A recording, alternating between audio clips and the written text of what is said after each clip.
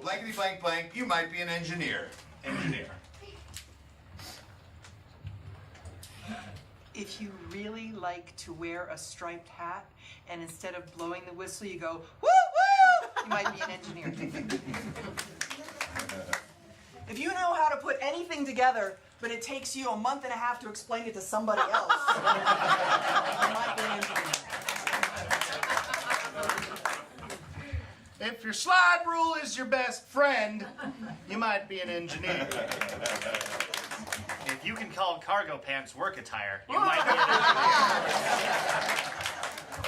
engineer. If you've ever shouted out with reckless abandon, "Should just can't take any more, Captain!" How about nurse? Nurse. If you're really the one doing all the work, you might be a nurse. If you're very careful which pocket you put your pen in and which pocket you put your thermometer in. If an 18-hour work day is weak sauce, you might be a nurse. If you suck more blood than a vampire, you might be a nurse. How about butler? I want to make sure we get butler, because we never had that one. If you did it.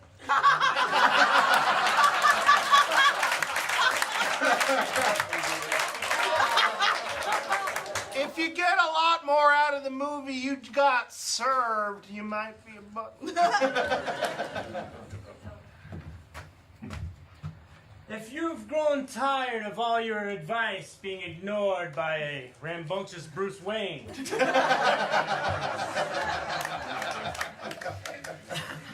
If your shirt has buttons instead of cufflinks on Casual Friday, you might be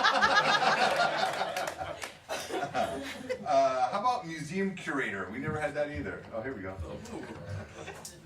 If you have velvet ropes in every room in your house.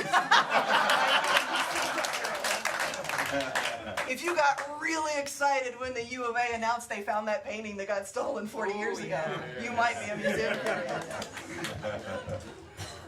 If you're at your house and your voice sounds like, "Please don't touch that."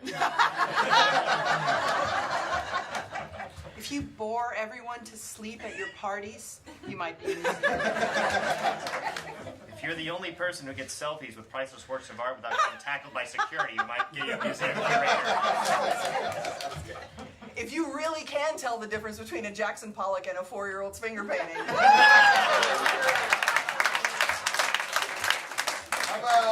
How about home inspector? Let's try home inspector. If you're not afraid of a crack in a plaster, you might be a home inspector.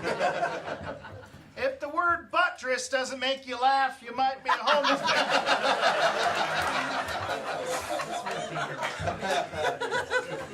If you're the only person that anyone still likes after a real estate transaction. How about phlebotomist? If you laughed at David's blood joke earlier, you might be a phlebotomist. If you're really vain, you might be. Hey, give me a hand.